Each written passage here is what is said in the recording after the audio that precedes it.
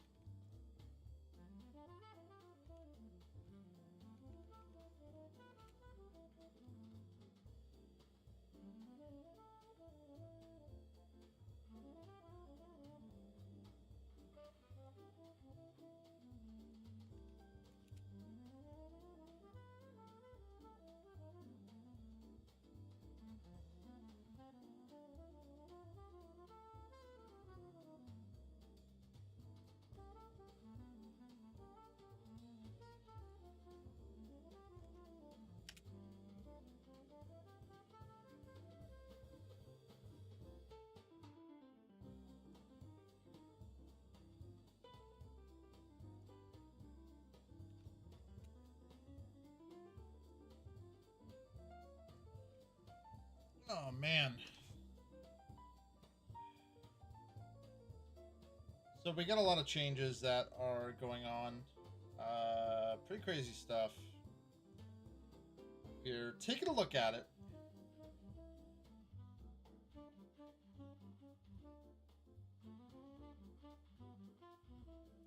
So the Mirage Challenge League take on a rogue sect of the Faradun as they sap the energies of captured Jinn for nefarious ends and help a legendary Maraketh Sekma put an end to an ancient war once and for all. The Afarid, the most depraved and twisted of the Faradun, have formed a pact with Suresh, a powerful necromancer who built an army of undead to seek revenge on the Maraketh. Deny their twisted efforts towards dominion by joining forces with Varashta and freeing the spirits of Jinn before the Afarud can accomplish their goals. You will encounter the physical form of trapped Jinn, imprisoned and tortured by Afarid warlocks. After successfully defeating them, you'll be asked by Varashta to enter the astral realm, a mirage containing an imperfect copy of the world around you. She can augment the magic of the mirage. Give me the option to choose one of 3 wishes. His wishes modify the mirage in powerful and potent ways.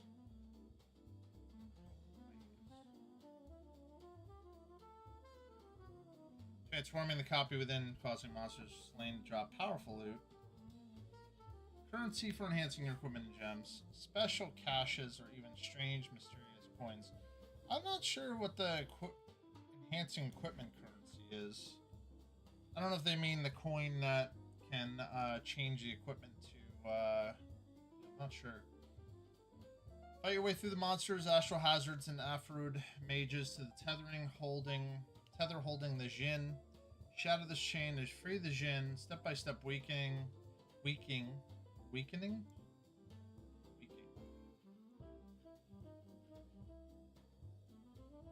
This should say weakening. Whatever dark plans the Afarud may have for Rayclast. With 3.28, there are standard hardcore solo self-found variations in the Mirage Challenge League available. They have the same core mechanics and items. You can create private league versions, blah blah blah blah. Mods that make the game harder. The hardcore variations of Mirage are parented to the standard Mirage equivalent, meaning if you die in hardcore, you can continue on standard. The new Mirage Challenge League includes a set of 40 new challenges. We all know about the challenges. From the 19 challenge onwards, and every 3rd challenge after that, you'll receive pieces of the Mirage Totem Pole. Yeah. Added the new Reliquary and Ascendancy class for the Scion. Notable passive skills to the Reliquarian borrow from the powers of unique unique items available found throughout rig class that will change with each league. For this reason, these notables will not be available as outcomes to the Forbidden Flame and Forbidden Flesh unique jewels. Interesting. So they're not. So anything that is typically available for Reliquarian will never be available with Forbidden Flame, Forbidden Flesh, which is actually kind of a downside for the Scion in that sense. Honestly. There's exceptional support gems, a new and improved version of Awakened gems, which are being completely phased out, so there'll be no such thing as Awakened support gems anymore. There are over 40 exceptional support gems, which can be found in the endgame, which, honestly, we really need a list of and we need to take a look at. Introduce the Coin of Knowledge, which corrupts a level 20 skill gem, imbuing it with a random valid intelligence support effect. Introducing Coin of Power does the same thing with Strength, and Coin of Skill, which corrupts it with a valid dexterity support effect. Specifically only for skill gems. We have a Strength Intelligence skill gem, Divine Blast. Projects a beam of holy light from your shield to a targeted location. It's probably going to be an attack. Not likely be a spell. Added a new Strength Intelligence skill gem, Holy Hammers. Slam the ground ahead of you, calling down a Holy Hammer from above. I'm hitting an enemy, another hammer will cascade forward. Requires a mace or a staff. Basically just another slam skill. Could be interesting. Holy Strike. Infuse your weapon with holy energy and swing. Successfully hitting an enemy will summon forth a holy armament, which copies your main hand weapon stats and determines its own. Or to determine its own.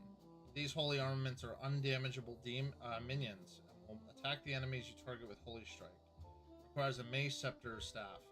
This could be pretty interesting. Holy Strike with support gems that are specifically for minions, because it is technically a minion skill, could be really powerful. Not really sure though. Depends. There might be some really busted weapon to determine like how good it is. You need a mace, scepter, or staff. So you really want like a strong mace, scepter, or staff to do that. Like unique mace, PoE.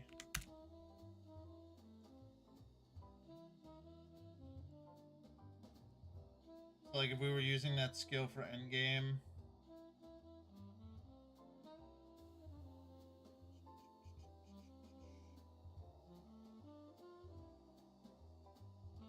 Would be really interesting if it was a genre.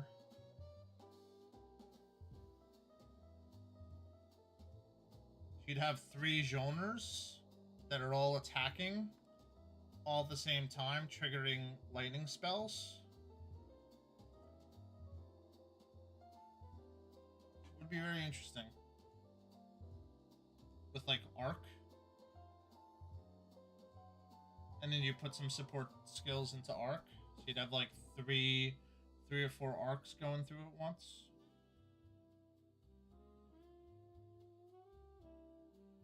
Be really interesting. For something cheap, you could be doing something like a replica Frost Breath. Attacks with this weapon deal double damage to chilled enemies, so all your minions. The downside with the skill is that the enemies have to be near you. They attack the enemies you target with Holy Strike, so they don't attack on their own either. So you kind of have to like figure it out. You know what I mean?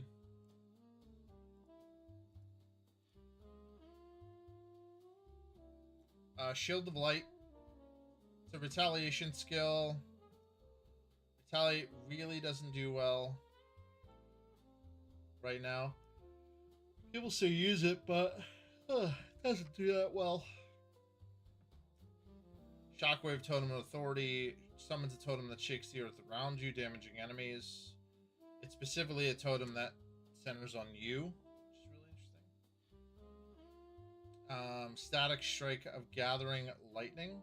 So you attack with a melee weapon, gaining a Gathering Lightning buff. When you have the Gathering Lightning buff, attacks with this skill will cause chaining beams of lightning, which chain farther the more the Gathering Lightning you have. That's fine. It's just okay. Charge, dash, or projection. Channel to project an illusion which you steer. You gain stages while it moves until it stops at max until distance. Waves of area damage frequently pulse along its path based on your attack speed. Stop channeling to release the illusion, dealing the final wave of damage. Seems weird. This is a skill I'm really interested in. Flamethrower's Trap of Stability. Throws a trap that releases a number of flames in different directions around it when triggered. The flames last for a duration, repeatedly dealing damage. Might be able to burn. Kinetic fuel state of detonation is kind of disappointing because it does not work with traps or mines. So you have to use it on its own. Orb Storm of Squalls is pretty interesting. The interesting part about it is that it follows you. It'll teleport to a random enemy struck. So that's the nice part, is that it's an Orb of Storms that sticks around, basically.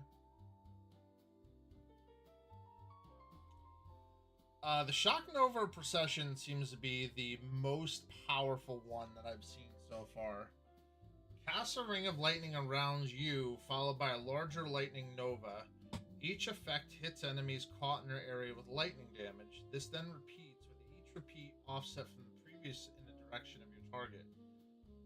This can be supported by traps and mines. Shock Nova Procession. And when it says around you, it means it's going to be around the trap.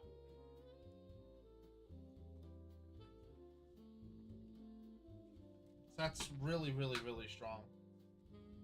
To throw like a bunch of these and then just let her rip. A lot of overlaps.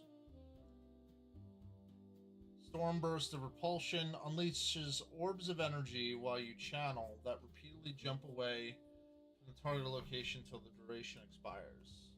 I hate channeling skills, except for Cyclone. Like, I'm spinning around and I'm able to move, I'm not gonna complain. Siphoning Trap of Pain. Throws a trap that applies debuff beams.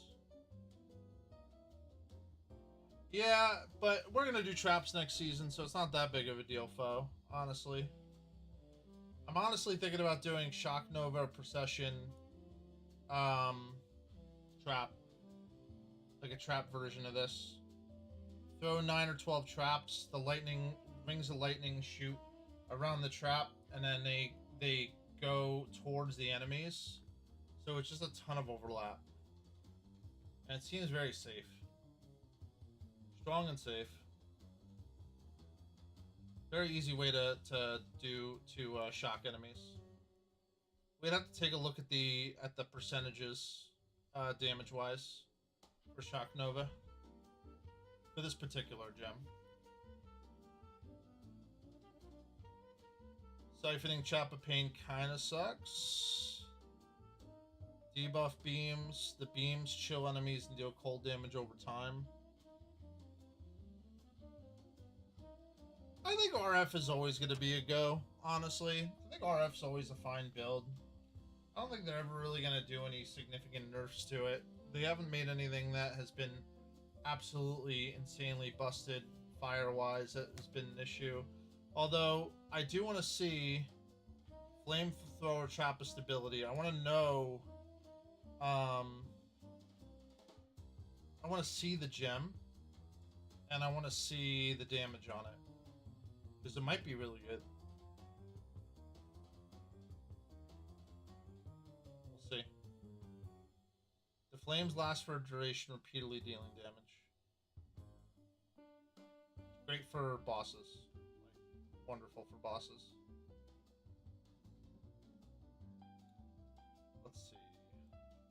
Bless Call. Supports Warcry skills, causing them to create Consecrated Ground.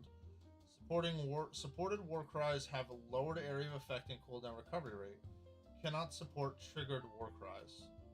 So the downside is that this can't support triggered war cries, but for somebody like a flicker strike build, being able to just hit the button when you're flickering on an enemy, on a boss, and you typically are in the same location while you're flickering, is really nice.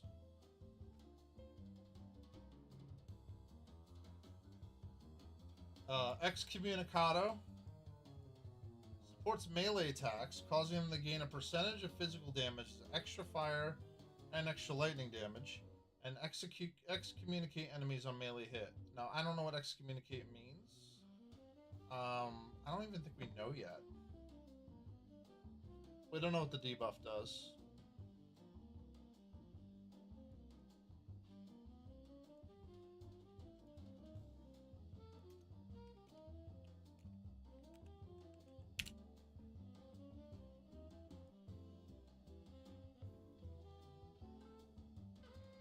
Excommunicated enemies in a melee hit for 3 seconds. Right. So, excommunicated enemies cannot deal chaos damage.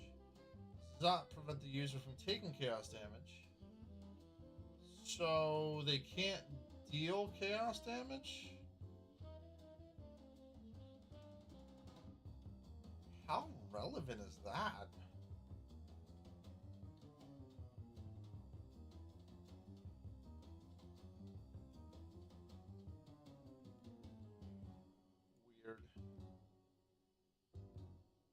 Maybe there's some. I guess there's nothing that converts damage to chaos damage, is there? Maybe there is.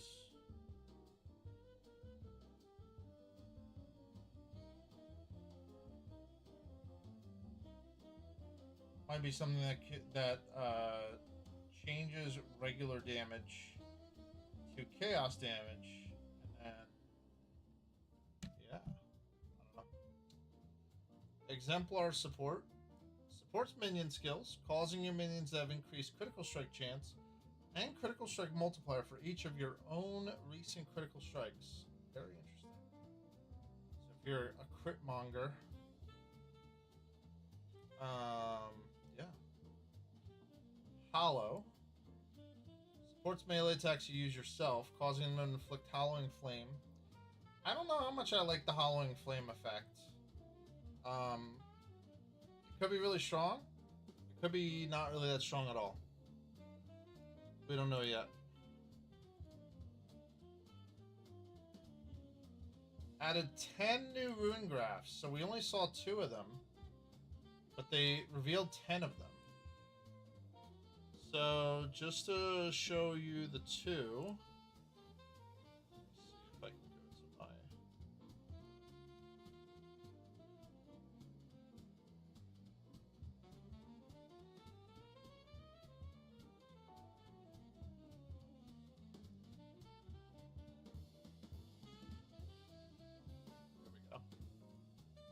So Rune Graph to Fury. Gain 3 rage when you use a life flask.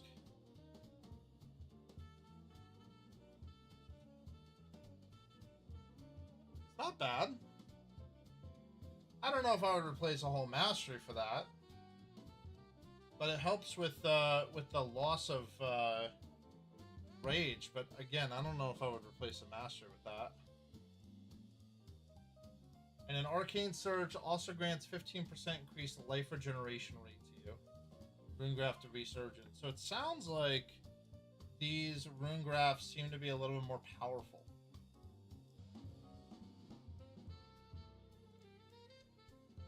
So we'll see.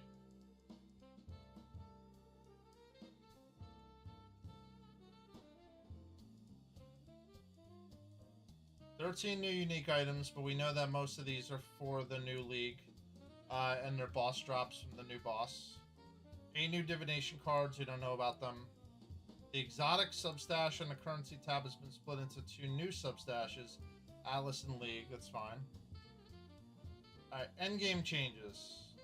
These may not affect us, but they're still really interesting. And they do affect us in a different way in Heist. And I will get to that in just a second here. So, extensive changes have been made to the Atlas and how you engage with maps, without interfering with the beloved core experience. So basically, instead of finding specific maps, you're going to find tier 10, tier 9, tier 8, and you can use those tiers in those particular map slots to basically run it. Really simple. The Atlas skill tree basically stays mostly the same. They have added more stuff and removed things. Harbinger is gone. We have Arcane Astrolabs, so you can use them in your maps, and they give you specific things to run in those particular maps. But if you don't want to run them, there's a node on the Atlas tree that allows you to just keep doing the same map over and over again and not have to run it. Find it.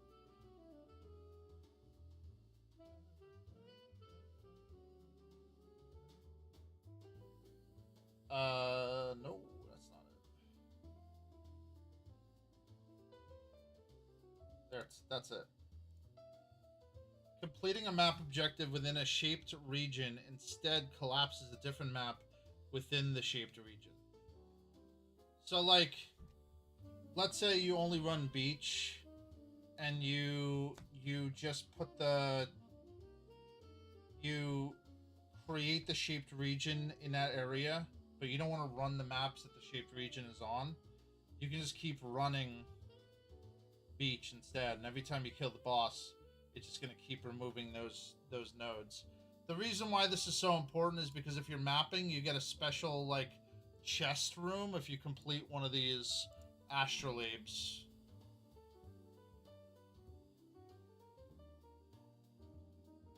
Once you successfully rid the Atlas of the shaped region, Egon takes you to one of the 4 memory vaults where there's powerful rewards.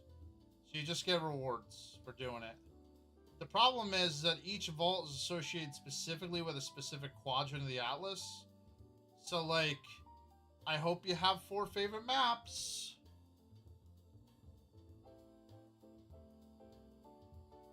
And then interacting with the map device now opens the Atlas screen, so on and so forth. You also have a new Void Stone. There's a new Void Stone from killing the Incarnation of Dread. And this is pretty important because this Void Stone gives you special skills that you can obtain. Let's see. It's right here. Bosses within the Atlas can drop Astrolabs and exceptional support gems. So you don't even have access to the Astrolabs and exceptional support gems until you have an Originator Void Stone. Like, the Originator Void Stone has to be the first Void Stone that you consider getting. And then tier, obviously you get all this stuff. Tier 1 to 15 maps dropped in areas are converted to gold. I don't understand how that works. How are they converted to gold and then they're also a tier higher?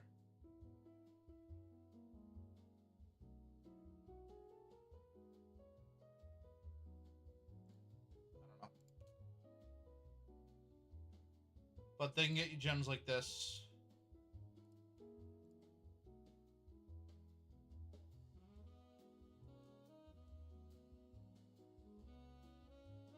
Supported area effect skills also affect areas in front of, behind, and on each side of the targeted area. Instead of this, you get this.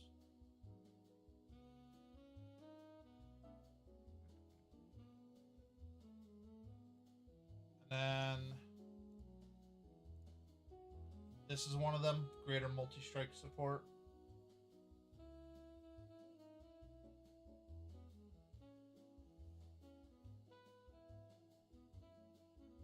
%50 more melee attack speed.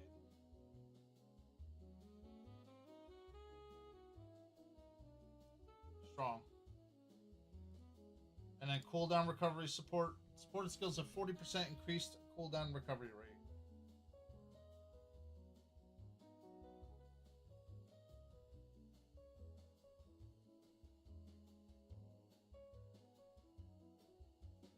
Could be crazy with the cooldown recovery rate for Saboteur. Oh. Downside for heisters, those gems are only available from killing bosses in maps. So we'll have to trade for those gems always.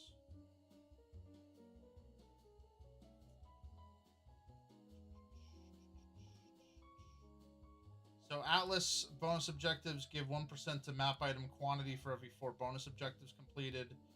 Uber bosses now only require 4 fragments to access, previously 5. All Maven invitations are no access to a Keurig, rather than some of them being quest items you place in your map device. Sacrifice immortal fragments can't random in a Val side room directly. Instead, they can be used alongside maps to add a Val side area to the open map, while still applying their current map item quantity bonus. That's really strong, actually. Early on, you should always be adding that to your map device. Always. Like, even in tier 1, there's no downside. You just go into the side area and you grab another fragment. Because there's no way to quantitatively use... There's no chisels anymore. So there's no way to add quantity to maps other than how tough the map is in this way.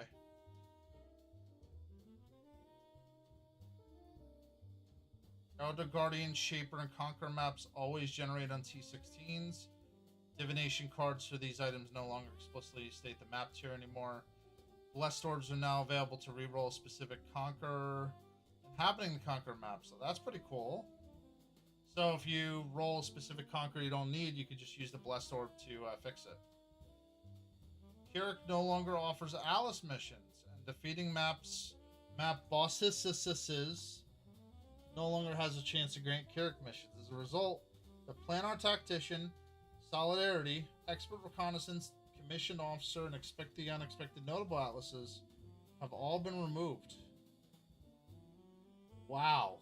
That makes Ruthless even harder. That's crazy. So now Ruthless, you don't even get Atlas missions in Ruthless anymore. Ooh, boy. Scouting reports can no longer be obtained. Existing items no longer function. The side quest divination card has been temp disabled. So this is important. Cartographer chisels can no longer be obtained, though existing items will still function.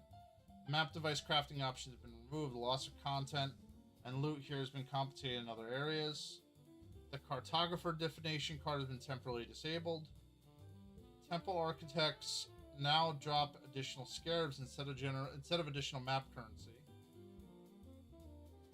Reduce the chances for quality currency to drop from synthesized monsters. Removed all vendor recipes that could grant cartographers chisels. The effective 20% quality on maps have been reduced. Cartographer chisels in standard leagues now provide plus 10% item quantity at 20% quality. And all the chisels. Quality applies to pack size instead of item quantity. Can no longer appear as a corruption implicit. Chisels now always apply 20% quality to maps. How does that work?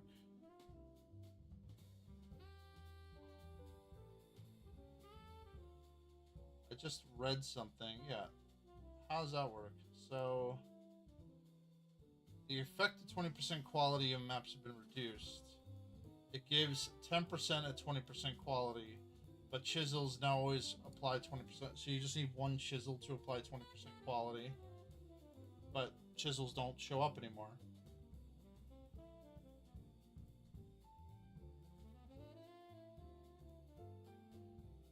Eldritch altars influenced by the Searing Exarch can now grant orbs of scouring.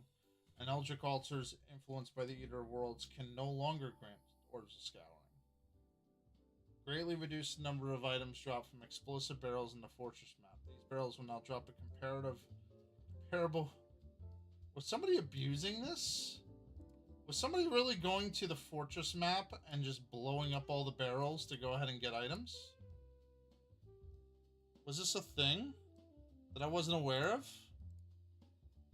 I didn't realize this needed to be fixed.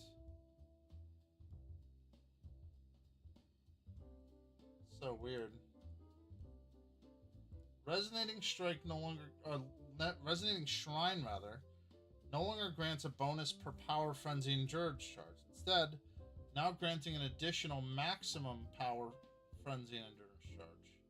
The Shrine still grants random charge generation on hit and on kill.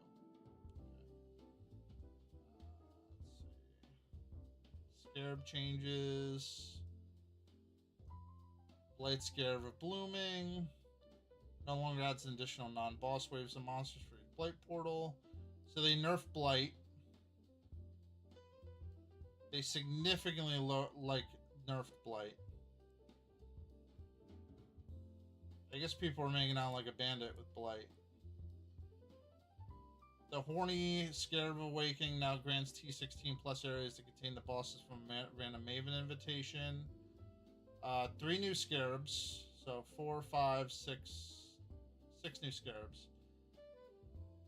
The Abyss Scarab of Descending, which guarantees an abyssal depths in an area. Okay. Introduce the Anarchy Scarab of the Exceptional, which adds an additional exceptional rogue exile. I heard these are insane, by the way. So, an exceptional rogue exile. Find one.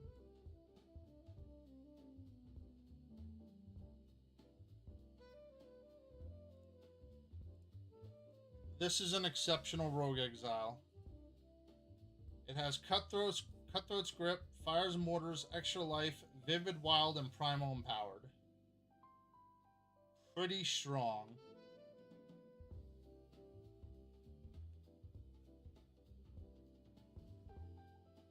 Yeah, the items might be pretty good, but way too strong.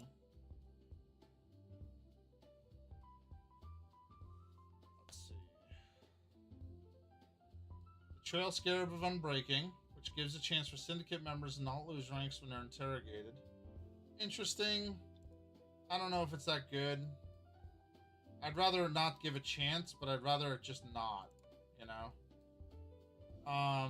Introducing Expedition Scarab of Infusion, which makes logbooks always drop with 4 implicit modifiers and causes expedition monsters to gain increased difficulty and reward. So if you're an expedition guy, you got it right there. Introduce the Kalguran Scarab of Enriching. So this increases the amount of ore gained from ore deposits and difficulty and reward. So if you didn't hear, foe, ore plants have been reversed, which means that you must map and get ore, or you can't really use boats to get currency. So basically currency has been disabled for us because we're heisters.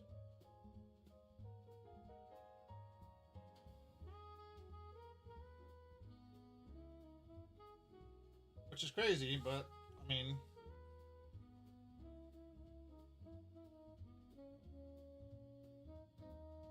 is what it is.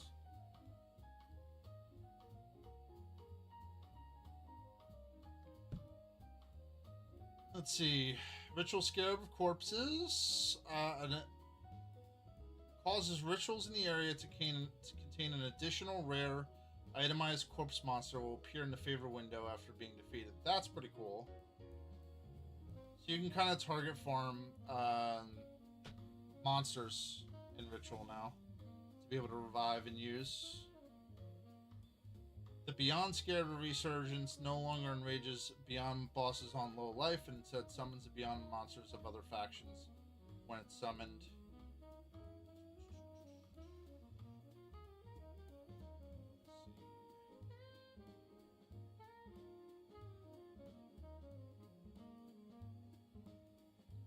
This is pretty cool. The Influencing Scarab of Conversion no longer grants a chance for maps to drop that way. Instead, just gives you a spawned monster to accompany the map boss.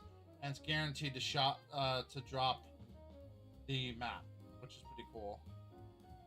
The Legion map of command has been renamed the Legion Scarab of Treasures. Grants chests that are broken out. Now grants chests that are broken out a chance for the chest rewards to be applied to the monsters it breaks out, while also making the monsters more difficult and rewarding. Rerolling 2 additional times instead of 1 for ritual, so a little bit of a ritual buff.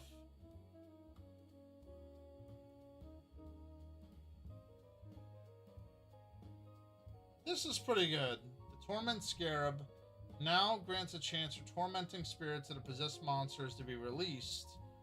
Then they immediately dive into the ground and resurface with a new rare monster. So you could potentially have a lot of really great monsters that could drop something good. Scarab Hunter Traders can no longer be obtained. Scarab bisection has been split into 2 separate scarabs.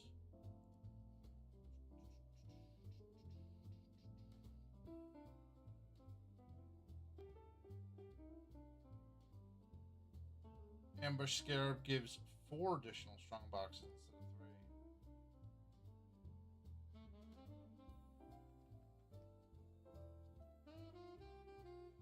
3. Has Beach been removed? That has not been.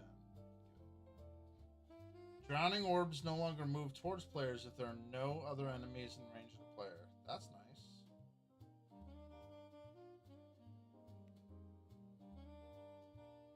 This is important too. The following map modifiers can no longer roll. Area contains petrification statues. Players and their minions deal no damage for 3 out of every 10 seconds. Players have reduced action speed for each time they use the skill recently. Players are marked for death. Rare and unique enemies remove life and mana energy shield from players on hit. When the 5th impale bullshit. Patches of Awaker's Desolation. Yeah, that was pretty garbage.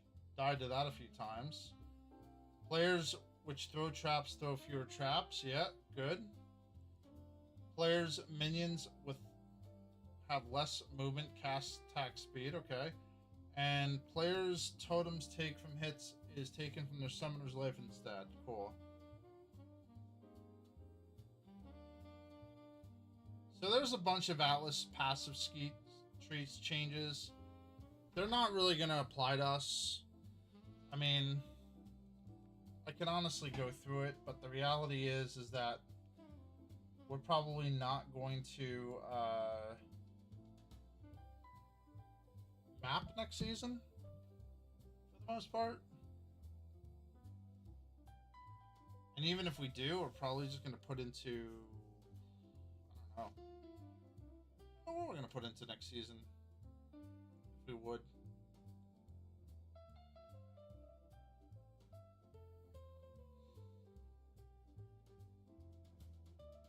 Ooh, you can finally guarantee a smuggler's cache, huh? Okay. So there used to be this kind of gap that was like an 86% chance or something to obtain a smuggler's cache through the Atlas tree. It looks like they fixed it. So you can just get a 100% chance to always have a smuggler's cache.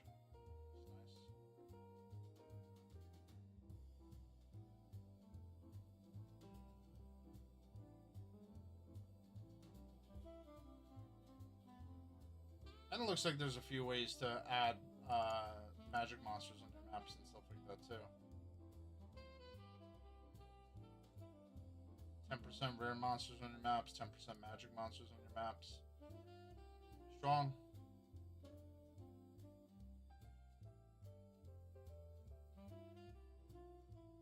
Yeah, the small passes leading to no honor among thieves. Now grant your maps that contain smuggler's cache up a 20% chance to contain additional, previously 10. No longer has your maps 15% to change 6 additional instead of 5. Wow. Wow. Heist buffs. The small passives prior to the backup cache node also grant strong boxes in your maps have 30% increased chance of being artisan strongholds. Wow. Heist buffs. What is this? The small passives leading to friends in high places, Atlas. Now contain the following instead of heist contract level chance. Heist contracts found in your maps are 100% more likely to require lockpicking, brute force, or perception. They're 100% this or 100% that. Okay. That's nice because if you were targeting deception specifically, that's useful. Because you really would only target deception. Actually, I'm sorry. You would only target deception, or you would target lockpicking. Because lockpicking has currency. So. Keepers as a core league.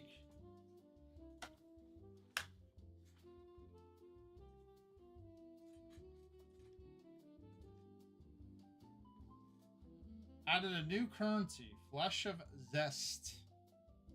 Little zest in your life. It transforms a breach unique to its alternate version.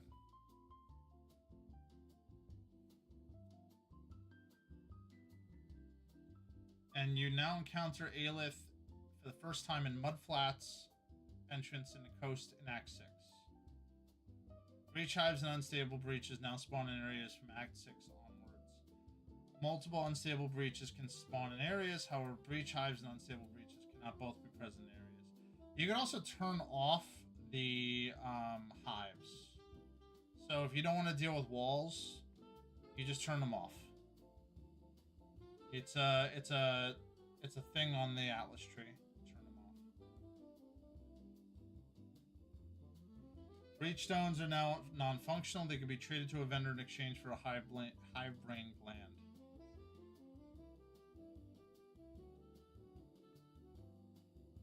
Hive brain glands now directly open portals to a hive colony rather than being used alongside a map. The Genesis tree is now fully grown by default, meaning all wombs will be accessible from the start. You will still need to work with Aelith to unlock points to use each branch to its full potential. Graft blood is renamed to hive blood. Grafts can no longer be grown from the Genesis tree. The corresponding branch has been pruned. Graft Locker no longer stores graft items, been renamed to Womb Gift Locker as a result.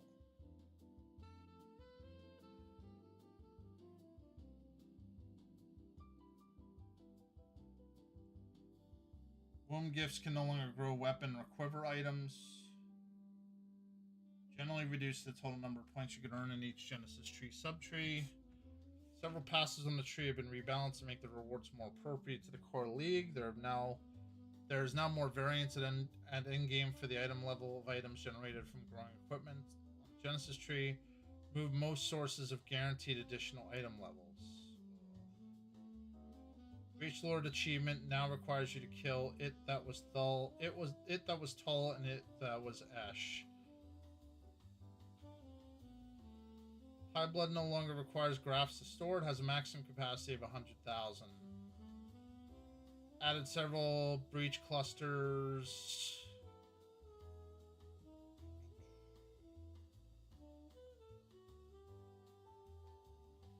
All breach scarabs have been reworked.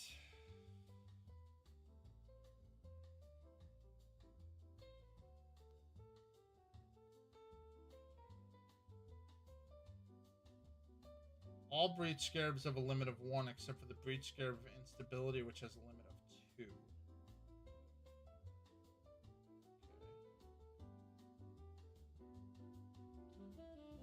That actually makes it pretty easy if you're going to run breach then, because there's only 4 different breach scarabs. So you use 2 of the one that you can have 2, and then you each of the other ones. Go from there. You get 2 additional unstable breaches.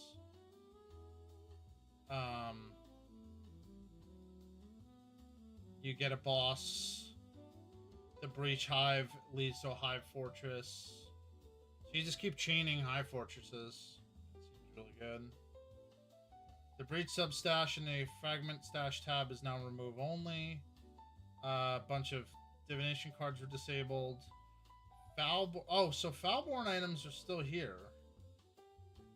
So we're still getting Foulborn items. There have been some changes, though.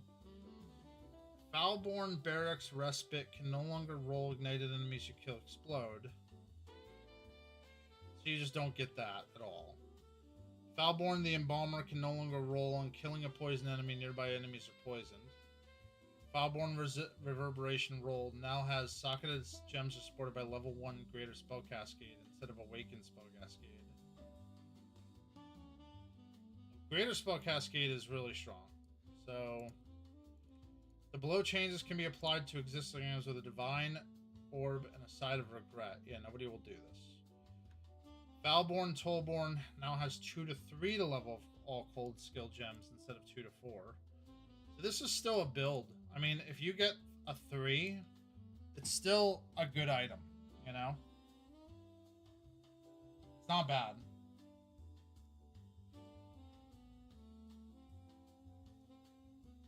Foulborn the Red Dream now has passives granting fire resistance or all elemental resistance in radius. Also grant increased maximum life of 50% of its value, previously 75. I don't think that's a bad nerf. I think that's a completely normal nerf. Green Dream for maximum mana, yeah. Blue Dream for maximum energy shield, yeah. Those are all valid nerfs. Foulborn Hand of Thought in Motion now has 3% increased accuracy rating per 25 dex, or intelligence rather. Previously 5% increased accuracy rating. I still think this is perfectly fine. This is still really strong. You need one, absolutely only one accuracy node to still make this really strong for you. Foulborn Choir of the Storm now has mana increased by 1% per 4% overcapped resistance. Previously 50% of overcapped lightning resistance. Or in other words, 1 per 2%. So this was nerfed. Foulborn Deed Bell now has 20 to 35% increased war cry effect. Previously 25 to 50%. Why the fuck would you have to nerf that? Who the fuck was using Foulborn Deed Bell?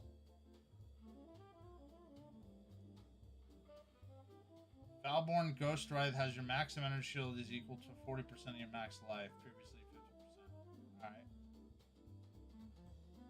50%. Alright. Foulborn Dune Cubiari now has 1% increased maximum energy shield per 25 strength when an offhand. Previously per 16 strength. And then 18 strength in main hand, previously 12 strength for max mana. So a few nerfs to Foulborn uniques. Harbinger's gone. Fracturing Orbs and Ancient Orbs are now available to drop as part of the core drop pool. So this is what I was talking about before. So because Engineer Orb, Harbinger Orbs, Orb of Horizons, and Chisels are gone from the pool for Heist, that means that we have access to Fracturing Orbs now in Heist, and Ancient Orbs in Heist, which is a huge, expensive positive. Because we're very likely going to see Fracturing Orbs at the end of Blueprints, which is really cool. Considering they're multiple div every time, they're very, very expensive.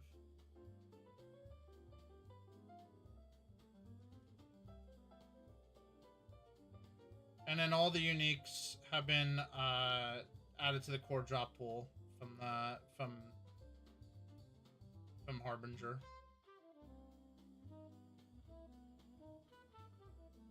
Or some of them at least.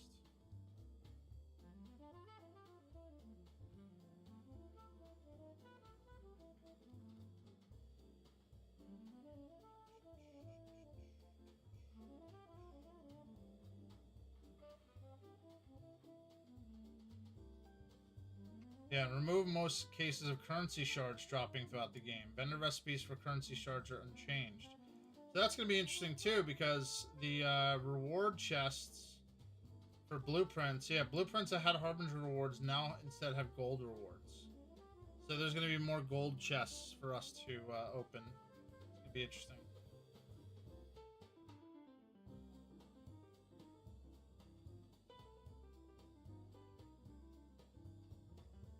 honestly, my goal for all the gold that we might get for blueprints is probably spending the gold to get mappers, to get 5 or 6, whatever the maximum is, T5 mappers, and then throw the maps in there that we get from Heist and let them run them. And just collect.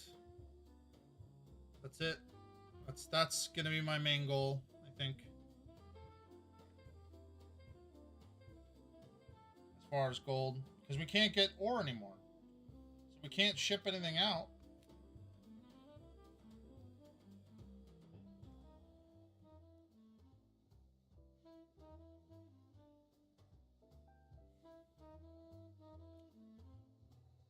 Oh, it's gonna be insanely more pricey.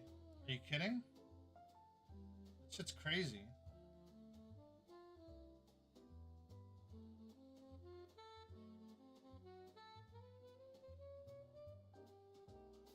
Let's see if I have a... I have a screenshot of it, I just don't know where it is. There it is. Dextral Catalyst. Adds quality that enhances suffix modifiers in a ring, amulet, or belt. Can you think of an amulet that uses suffixes? Gee, I wonder.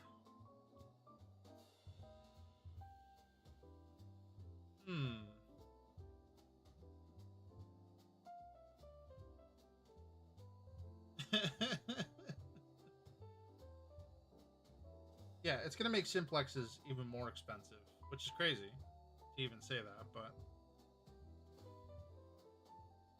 because I'd rather use a dextral catalyst instead of any other catalyst, and there's no downside.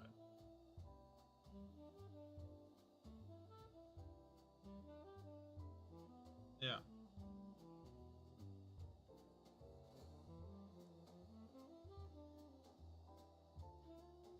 Crazy.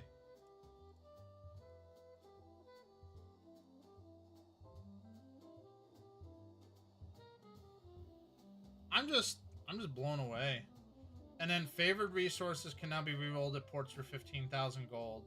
Yeah, shipping ores and bars in King's Mark will now return currency items, while shipping crops will return equipment items. King's March has opened a shipping trade route to a new curry port, Mota Aro. I don't know what Mota Aro is going to give us. And they probably didn't put it in here.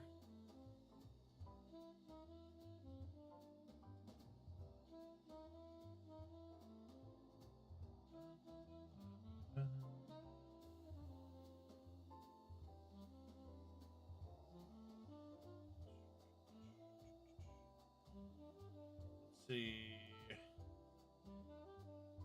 So, realistically speaking, if we want the specific things from the ships that are useful, we can just send crops to them anyway, and we're just gonna get equipment items. Like, we'll get whatever Mota Aro drops and stuff like that, like tattoos or rune graphs and all that stuff.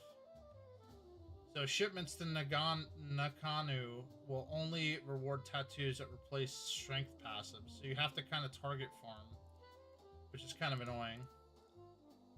Ports no longer have a bias towards a specific type of currency while shipping. The Guild of King's March... I didn't even know they had a bias towards a specific type of currency. The Guild of King's March smelters have devised new technologies for more efficient smelting. They could smelt ores into bars twice as fast, will charge more gold. And then Mapper's gold wages costs have increased by 25%. This is fine because we're going to have availability to gold chests now. Beast crafting recipe for stacks of 3 orbs of horizons and still now grants 3 orbs of unmaking. The recipe for gaining 5 Kirik missions instead now grants a nightmare map. That's really strong. Getting a nightmare map is pretty cool. That's basically their new T6 217. Beastcraft recipe for gaining a free use of map crafting option now grants a valuable scarab. That's interesting. Recipe to increase the level of non-corrupted awakened gem by 1 level now adds 500 million experience to an exceptional support gem. That's really strong too. And recipe to reroll an awakened support gem now sacrifices an exceptional gem for 3 high-level, high-quality support gems.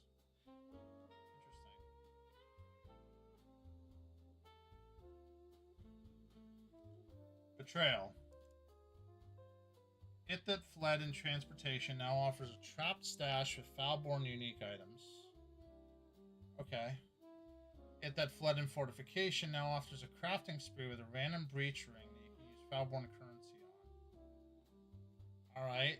I mean, this could be really good, but nobody has been crafting on breach rings, and it's random. So that's rough. Ren in transportation now offers chests containing originator influence maps. This is actually pretty good. Because they made changes to the flower petal items, that there are going to be more petals on the high level items now.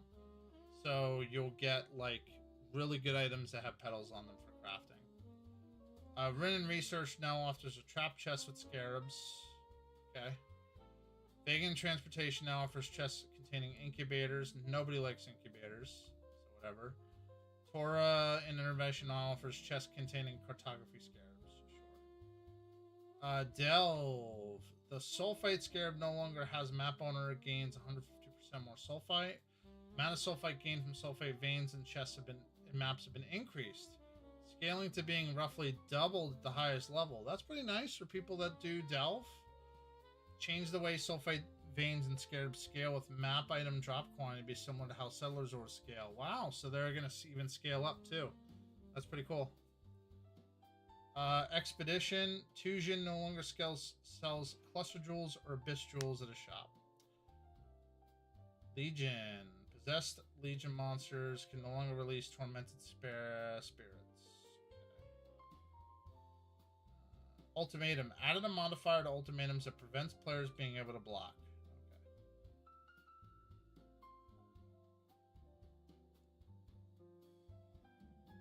Oh, okay. So there's really interesting player changes. So the Templar now awakes in Twilight Strand with Holy Strike. And their starting support gem for Templar is now Hallow support. Which means that you start it as a starter. That kind of fucking sucks. So you don't get elemental proliferation from Templar anymore. No elemental prolif from Templar anymore as a starter. That's kind of rough. Totem placement speed now also scales the speed at which totems emerge. Range attack totems now have a base placement speed of 0.5 seconds, previously 0.35, so you're going to slow them down. Totems are too strong, apparently. Channeling spells such as Lightning Tendrils of Escalation and Blight will now channel towards enemies from further away when used by totems. Okay. Intelligence now inherently grants 1% increased maximum energy shield per 10 intelligence, previously per 5 intelligence. That is a huge nerf to energy shield. You have cut energy shield users entirely in half as far as energy shield. Crazy for intelligence stackers. That is a gigantic nerf. All sources of reduced reflected damage taken have been replaced with a percentage of damage cannot be reflected. Some legacy item will still have the soul stats. I don't know, I haven't had to deal with reflect damage in a very long time. So traps just don't care. Skill gem changes. Before we go through the skill gem changes, I'm gonna grab some water. I'm gonna need some water. I'll be about a minute and a half. I'll be right back.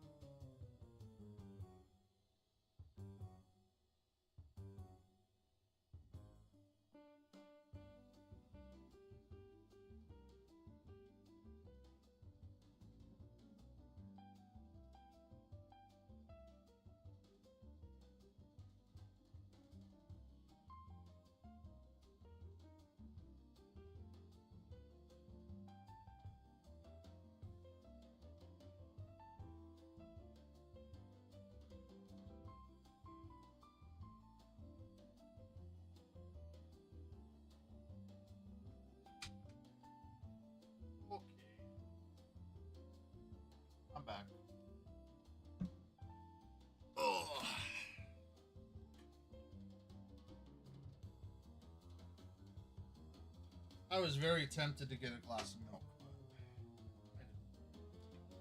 I didn't. The thing is that like, yeah, I mean, we may be the fracturing business now. Like we're taking over the Harbinger stuff. We may be the reason why fracturing orbs even exist. Crazy.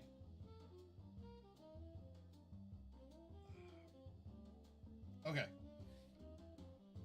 Holy Slam skill used by Herald of Purity minions and Dominating Blow minions now has 32% more area of effect. So buff on Herald of Purity. Cool. Absolution and Absolution of Inspiring. So it got nerfed. Sorry. The debuff duration got buffed. The base minion duration was buffed. And the Sentinels have more area of effect. And now deals 40% more damage. Never mind. It's been super buffed. Animate Guardian of Smiting. Yeah, nobody uses that skill. They basically doubled the amount of damage that the skill does. Nobody still uses it, but Charge Dash. Just explain, the description has been changed.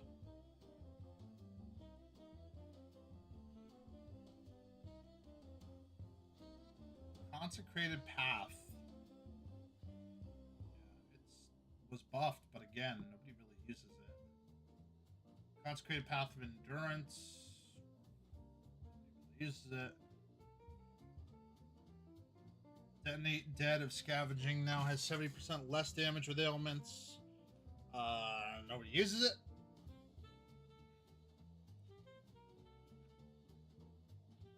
Dominating Blow. Chance to summon a normal sentinel on hitting a unique monster now also applies when hitting rare monsters. That's useful.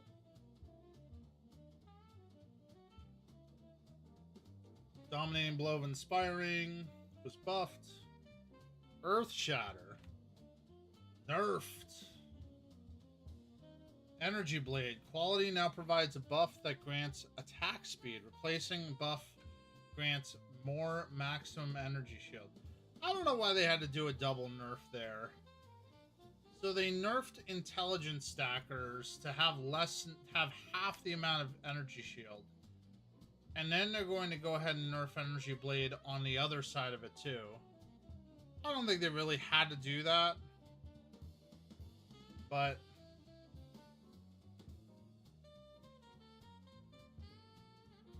damn. So I will tell you, I'm really tempted to run Holy Flame Totem.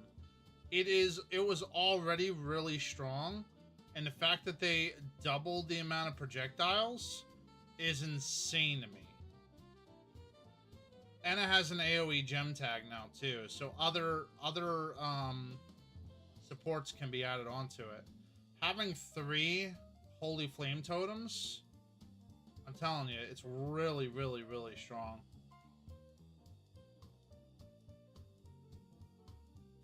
Because you get enough AoE, and you get enough fire and enough damage that it's just, yeah.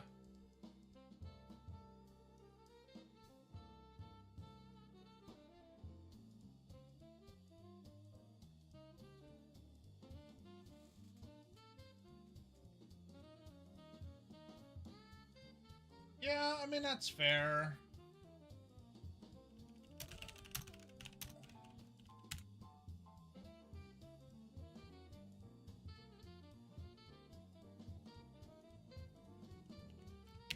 I guess.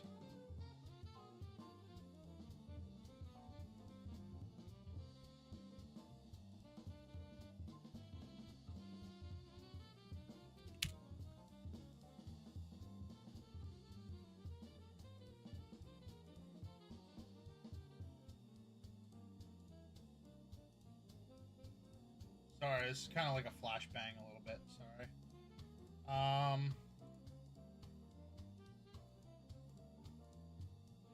But this is like Holy Flame Totem of Ire, and it was already doing 7 million DPS with a Black Cane.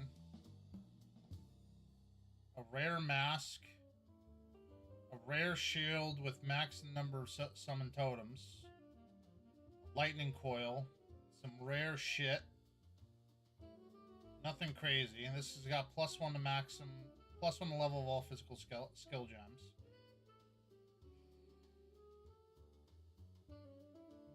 It uses minion cluster jewels, totem damage, and then minion stuff. I would ignore the green nightmare. But anyway. Yeah, like this does 7.7 million DPS. They just increased this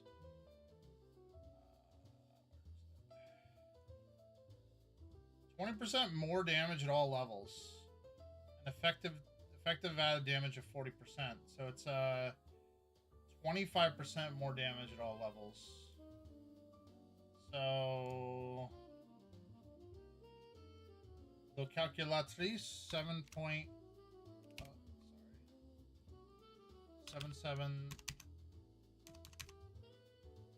times 1.25.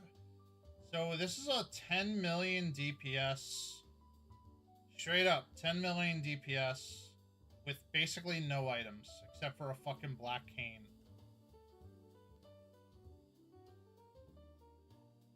That's pretty good. Without having to do anything.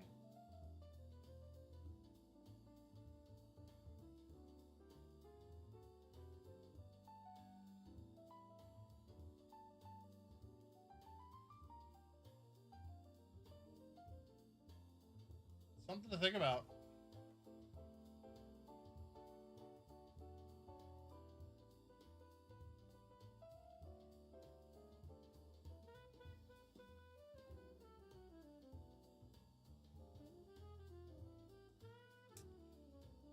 Orb storms cannot be supported by spell echo. I don't know why the fuck you would do that, but I mean, hey.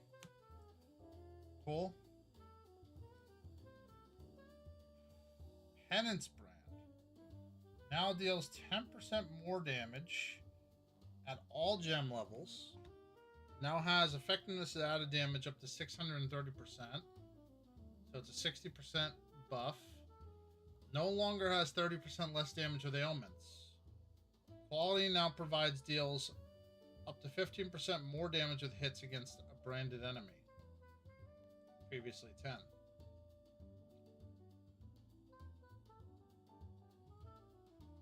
What type of damage type does Penance Brand do?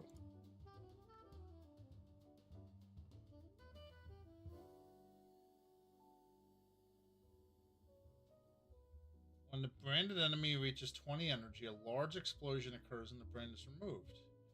It's physical damage. And 50% of the physical is converted to lightning.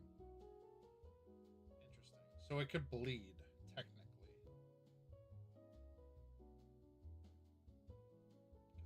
It's a spell that could technically bleed. Because it's physical.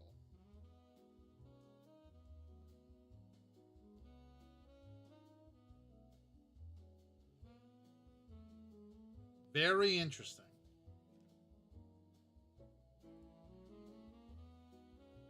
Penance Brand of Conduction. Now activates every 0.1 seconds, previously 0.15. Quality now deals more damage against hits of the branded enemy. Then there's Dissipation. Now activates every 1 second while attached, previously 0.75. Now has pulses deal 20% more damage with hits and ailments per energy after the first, previously 30%. Gotcha. Portal no longer has its casting interrupted by self-damage. Interesting.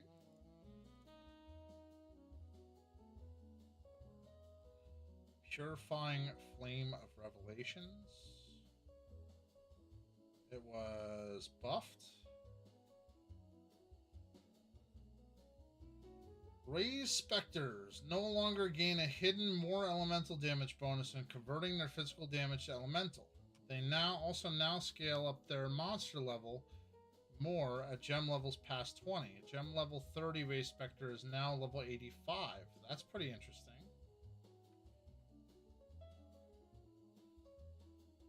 Static Strike. Nobody uses it.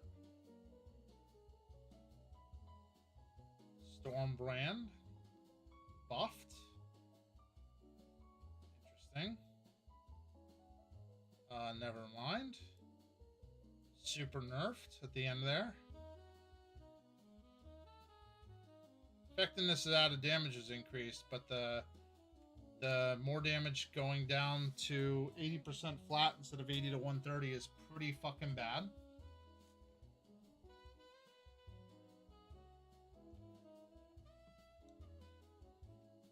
Stormbrand of Indecision, a little small buff. Stormburst now places an orb immediately in casting rather than the first orb being placed one cast into the process of channeling. Summon Holy Relic. Holy Relic's Nova skill now grants... It basically doubled it. They doubled the maximum regeneration per second of minions. Sweep! Sweep is Holy Sweep instead. Ooh, this is kind of good though. Calling down Holy Hammers, but hits from these Holy Hammers cannot be evaded. Interesting. Thunderstorm. Explosion now deals 300% more damage with hits and elements. It's previously described as simply more damage, but was only applying to damage from hits. Viper Strike of the Mamba. Now I remember this being a pretty good skill, supposedly. Now has 30% less attack speed if dual wielding, and each weapon hit separately, dual wielding, dealing 20% less damage, matching regular Viper Strike. It also now has cannot inflict multiple poisons in the same hit. Well, that was the biggest fucking nerf in existence. Why would you use this then?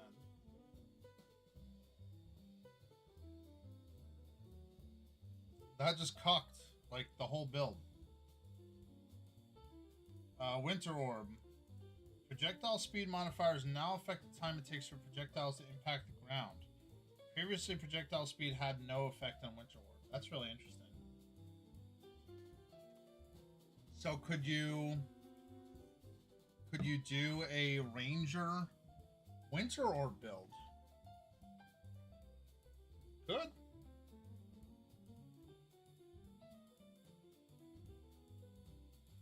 Have like 100% increased projectile speed, where Winter Orb almost immediately shoots out its projectiles into enemies. That'd be really interesting. Val Gem changes, Val Domination. They just deal more damage. Val Absolution, they deal more damage. Okay, so not that many gem changes, skill gem changes, unfortunately. Yes, all the top level things have changed, but, you know. Alright, support gem changes. No more Awaken support gems. Except for Awaken, Empower, Enlighten, and Enhance. That means div cards have been turned off for it.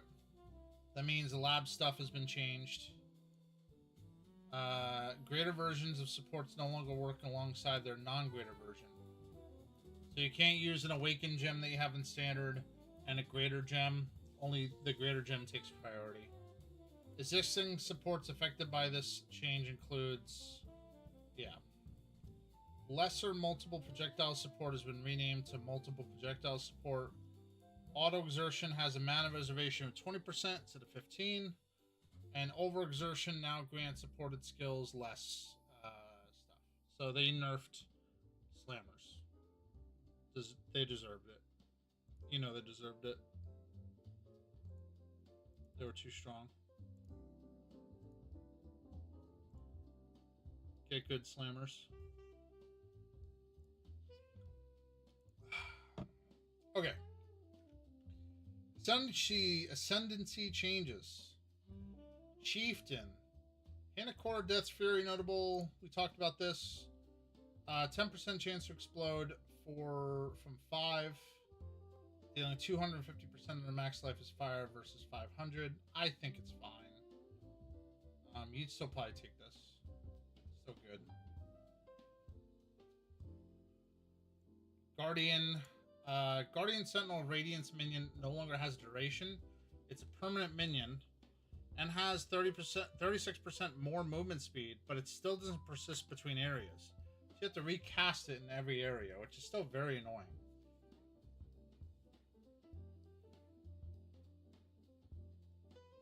And then effects that grant random shrine buffs now grant greater shocking freezing and skeletal shrine instead of regular versions of these shrines. The time of need notable now has every 4 seconds remove curses and ailments from you. Previously just removed curses and elemental ailments. So it's all ailments from you. That's useful. The Guardian now has additional 2-point ascendancy notable Martial Divinity. This notable grants inflicting Hollow Flame on melee hit. You can inflict +1 Howling Flame on enemies. Gain 10% of physical damage as extra lightning damage for each of your Howling Flames that have been removed by an allied hit recently, up to 80%. It's great if you are basically doing the full Guardian suite where you have all these holy skills and you got the dudes hitting the enemies and all this stuff. I get it. It's decent. Warden, the lesson of the season notable now grants minus 25%. Minus 25 damage taken of each damage type from spell hits per bark. The Avatar of the Wilds now grants 100% more elemental damage while unbound. I mean, Warden still sucks. I mean, if you get hit for 3,000 damage and you have 10 bark, you're only subtracting 250 of that damage. It's not great. Assassin. The opportunistic Affliction League bark skin was great. Now, it's not being used now. Yeah. Yeah, no, the Affliction League bark skin was pretty solid. People liked it. Assassin. The opportunistic notable now provides damage cannot be reflected. What did it actually say before?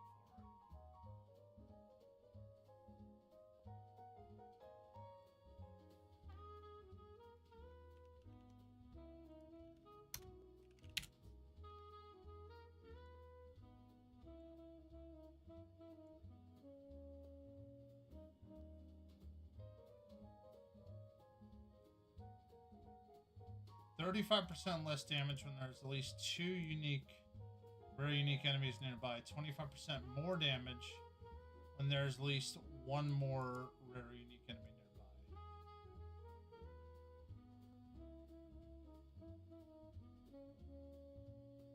Yeah, so opportunistic's pretty good.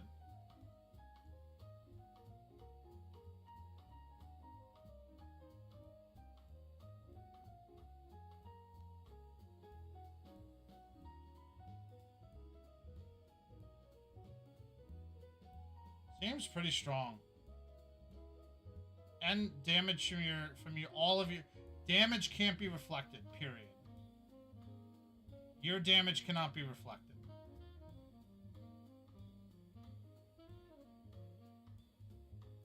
Pretty nice.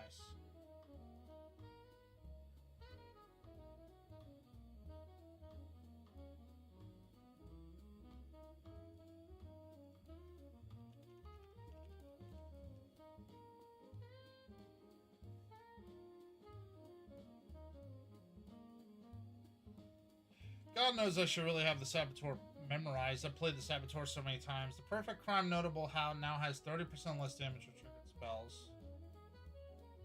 So you get trigger bots, and instead of them being 35% less damage with triggered spells, you get 30%.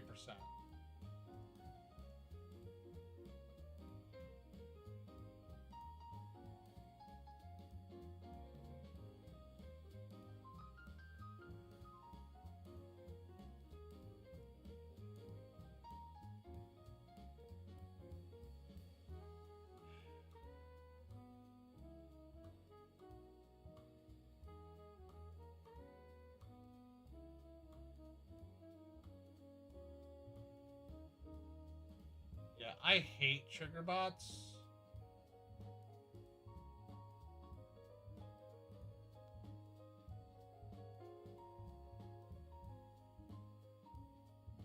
And I don't think there's any real easy way to abuse them right now.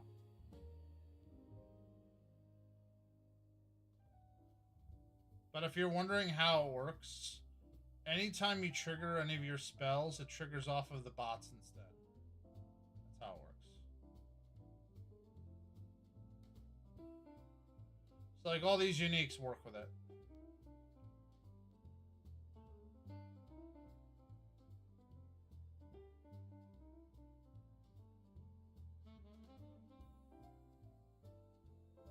Even Eternity Shroud.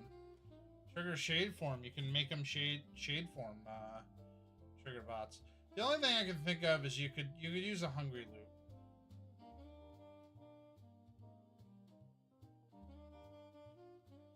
And set up a Hungry Loop or something. Do like a cast on critical.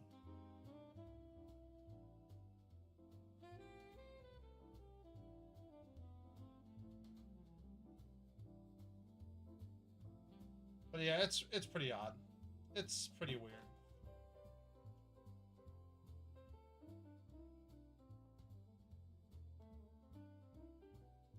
Just annoys me.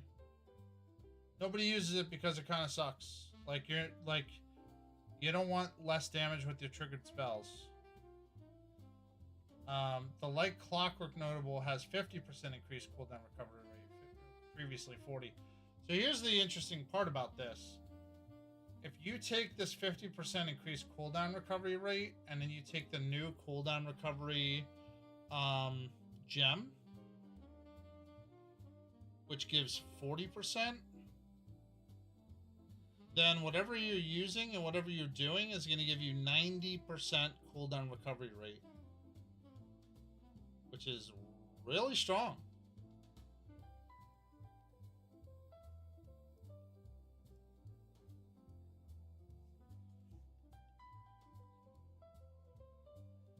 What is it strong for? I'm not sure yet.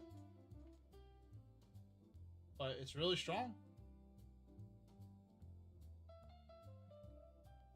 Maybe for these penance brand skills. I'm not sure.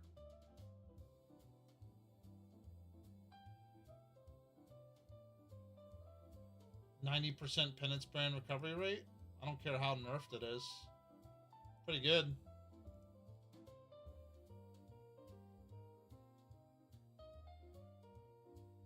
Am I wrong, foe? I don't think I'm wrong. Calculated risk notable now has damage to enemies hitting you is unlucky.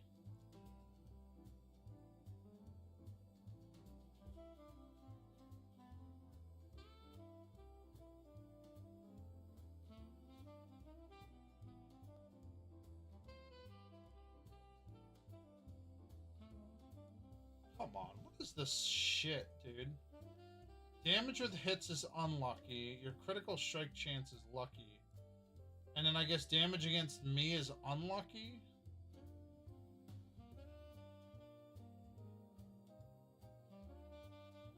What the fuck?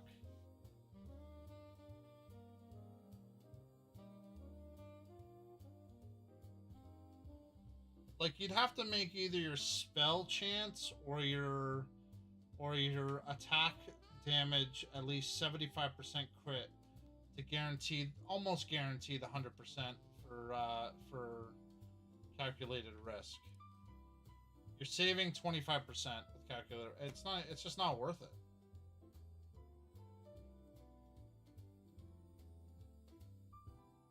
Those are ass changes. Still. The Liege of the Primordial no longer has 50% increased effective buffs granted by your golems. This is a gigantic nerferoni. I'd argue to say Elementalist isn't even worth playing anymore without being removed.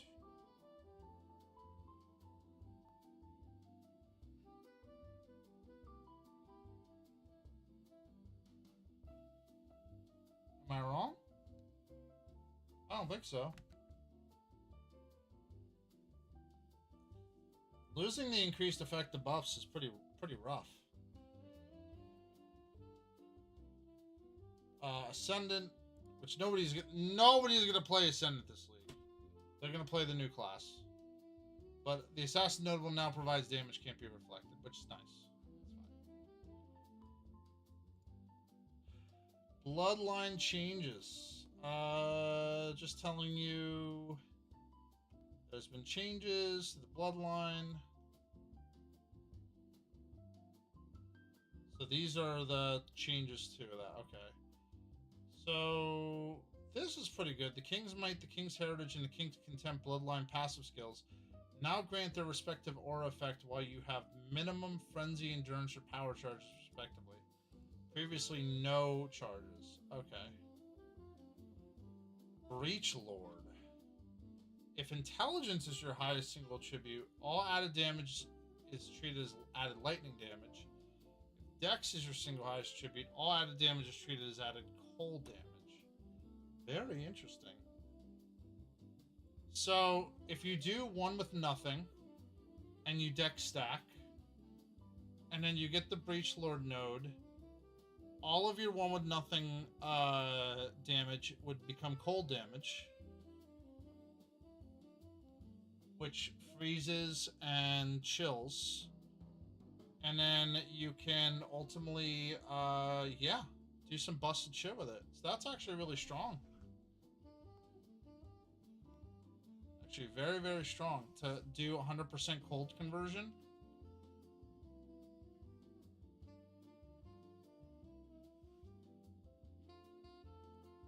Katarina. Minions deal 20% more damage than their own low life. Okay, it's a tiny buff. Delirious. The Misty Reflection skill now has the base duration of 3 seconds and has 5% of your max life, previously 10%. That's a bufferoni. Let's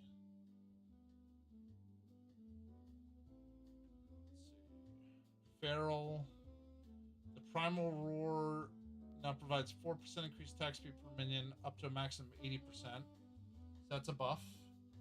Summon Spectral Tigers have less max life, but deal slightly more damage and have increased attack speed. Okay. Lycia converts 67% of the damage to chaos damage instead of 50%, which is fine. Nameless, the Unlight Silhouette passive. Now, skills gain added chaos damage equal to 25% of life cost. If life cost is not higher than the maximum you can spend. That was buffed.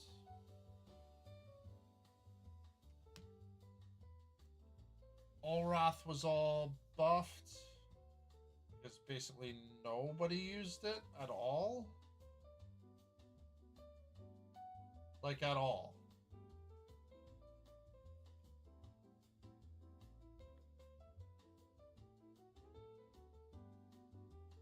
It's really weird too, because with Olrath, like, it's great if you use Ward, but like, how often are you going to use Ward on a build? It is only available in certain bases.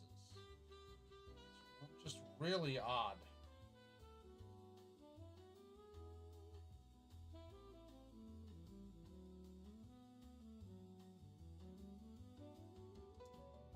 And 50% increased effective marks while you have elusive instead of 50% increased stealth while elusive. Okay. Some new places where things are. Templar got some love. The evasion and energy shield mastery now has 1% increased evasion per 10% intelligence. Previously 5%. Still brutal. The Fire Mastery that granted 50% chance to refresh Ignite duration on critical strike has been replaced with a Mastery granting 12% to fire damage over time multiplier and 50% increased Ignite duration on you. So that is a huge debuff to Ignite crit users, by the way.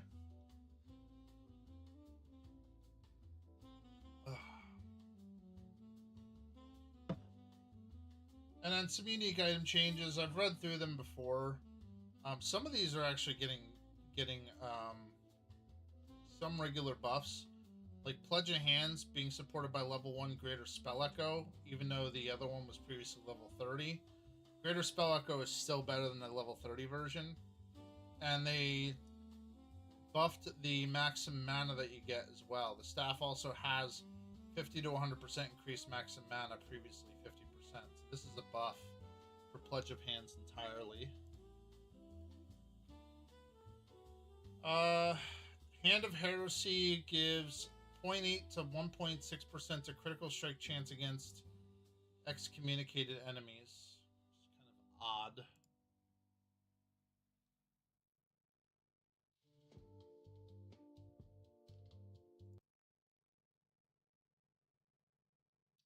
Sorry, I had to move to a different song.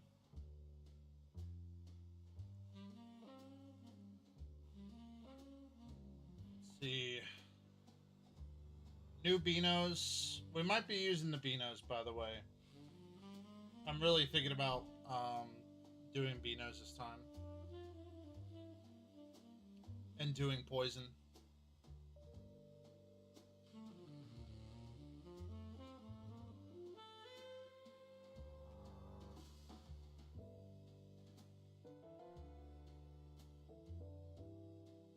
Bloodseeker got buffed. The increased life reservation efficiency of skills is pretty interesting. Essentia Sanguis got buffed. Nobody really uses it. Merui Urki Unique Mace has higher increased area of effect, but it doesn't affect existing version of items. Lionai's Glare now as attacks you use yourself repeat additional time, and attacks you use yourself have 50% more attack speed. But they nerfed.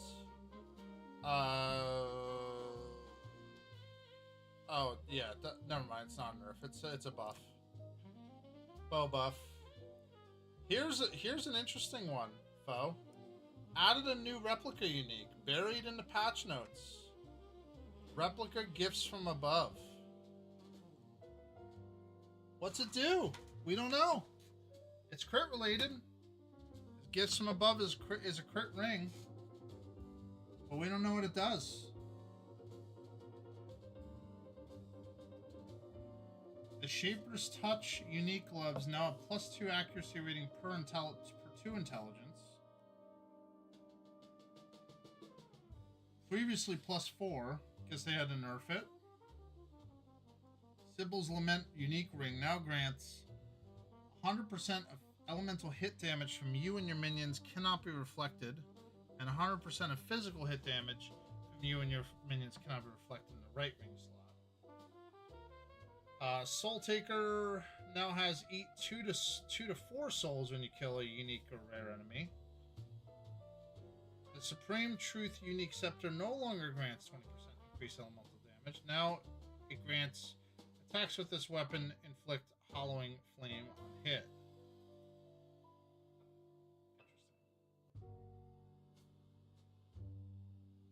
I mean, maybe Hollowing Flame is really strong. I really don't know. The Unseen Hue unique ring now drops from regular Incarnation of Fear. Voltaxic Rift now has treats enemy monster chaos resistance values as inverted. Now, here's something interesting. So, if you have the Voltaxic Rift unique bow equipped, you automatically treat enemy monster chaos res values as inverted. And yeah, you can just use chaos spells while you have the Voltaxic Rift equipped. There's no downside. Really strong. The Woe Spike unique ring now has 40 to 50% less impale duration. It was previously 25 to 40%. And 20 to 30% chance on melee hit for the strongest impaled on target to last for 1 additional hit. So there was a huge nerf to Woe Spike. I guess that was their way to nerf Impale. That contains an additional unique item modifier from Strongbox, as well as drop a unique item matching the types dropped from the Strongbox if possible. I don't want to go through the item changes too much. Just know that they basically doubled the... They made currency items account for a significantly larger portion of dropped items. This will affect us too in Heist. As well as they are going to... they're going to essentially make... Basically, they said double the amount of currency that drops in general. So we'll see. We'll see what happens.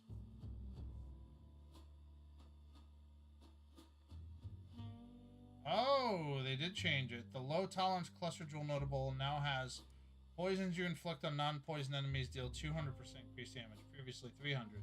This used to be... This is stackable. So if you use 2 of these, you used to do this. You'd have 3, 6, and then there's one on the tree that gives you another 300. So you'd have 900% increased damage you inflict on non-poison enemies. So the first poison would deal 900% increased damage. They nerfed it. Even poison nerfed. Wowie wow.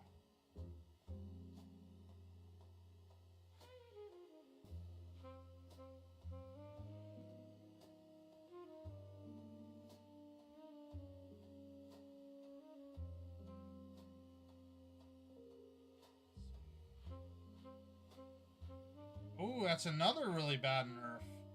Runegrafter Refraction no longer has skills chain an additional time, and now has projectiles chain an additional. Brutal.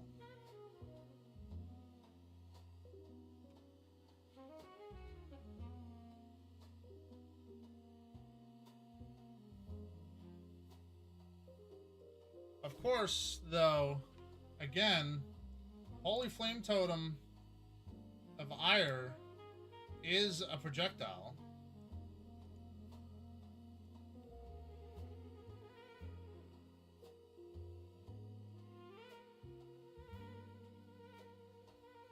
So you'd actually chain with it. Projectiles pierce all targets, and then they would chain an additional time. Very strong. Just saying.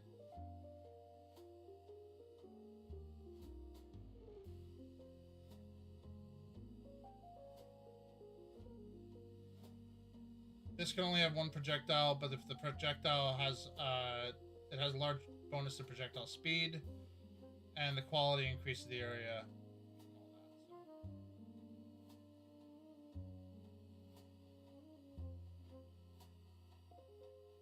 Pretty strong.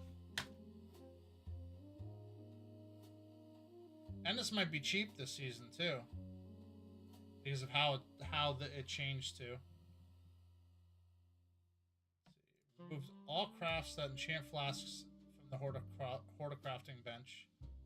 Existing items with these enchantments are not affected. Beast crafting recipe to apply Hinacor's lock to a magic item can no longer be used on corrupted items. Okay. All essences now have a maximum stack size of 10, previously 9. That's nice. Clarified some descriptions on cluster jewel notables. Make clear that the caps are global. This is purely a descriptive change. All unique maps now have a fee of around 2,000 gold when purchasing from the merchant tab.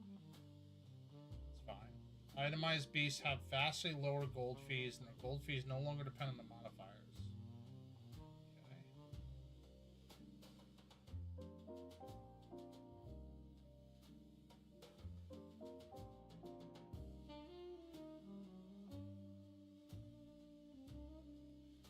Let's see.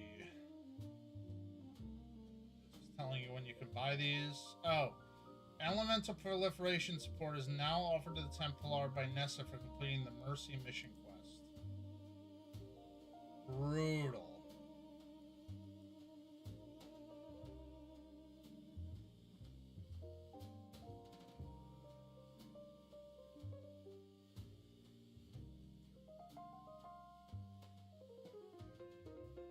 after you get the medicine chest.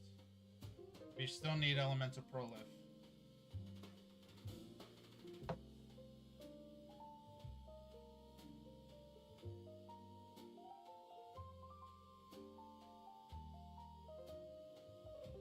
Bunch of quality of life changes. If you haven't seen any of the quality of life information, it's in the video. It's been given to the video a bunch of times. But yeah. You can make favorite trades in the currency exchange, which is super useful. Divine to Chaos, Chaos to Divine. Certain things that we're farming all the time. It'll be really useful. Eternal Orbs can now be traded via the currency exchange in standard leagues. Shrine changes, just easier to click on.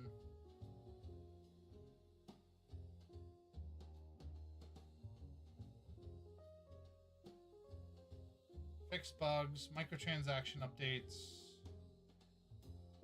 That's it.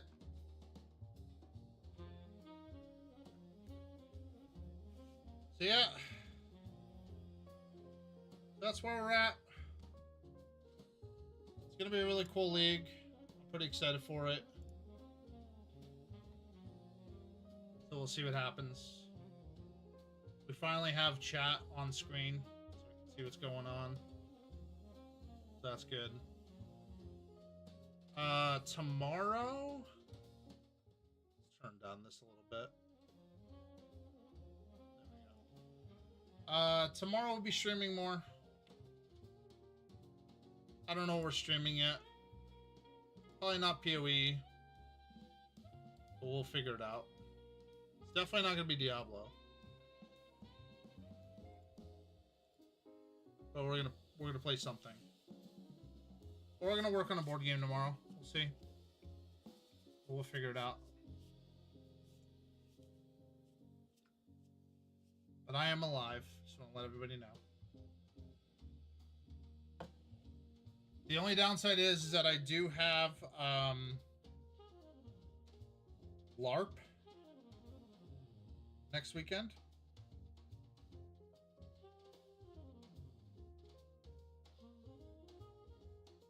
So we're not going to start a league start. We're probably going to start on that Sunday.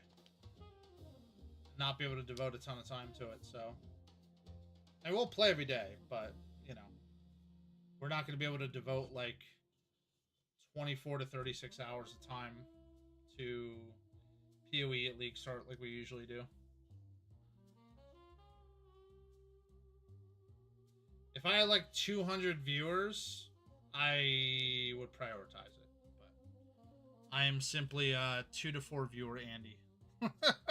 So, you know, I will have fun on Sunday and stream most of the day on Sunday and go from there. But when we get close to the time frame of knowing what the skill gems are and what the big changes are, we can kind of figure out our build and go from there. So, but yeah. All right. Well, that's all I got for today. Nothing too crazy. I'm gonna go take a shower and then go to bed. But if you want to hang out tomorrow, I'll be here. Appreciate you. Appreciate everybody who stopped in. And you guys have a good rest of your night. Enjoy. Have a good night. Sleep well. And I'll possibly see you tomorrow. See ya.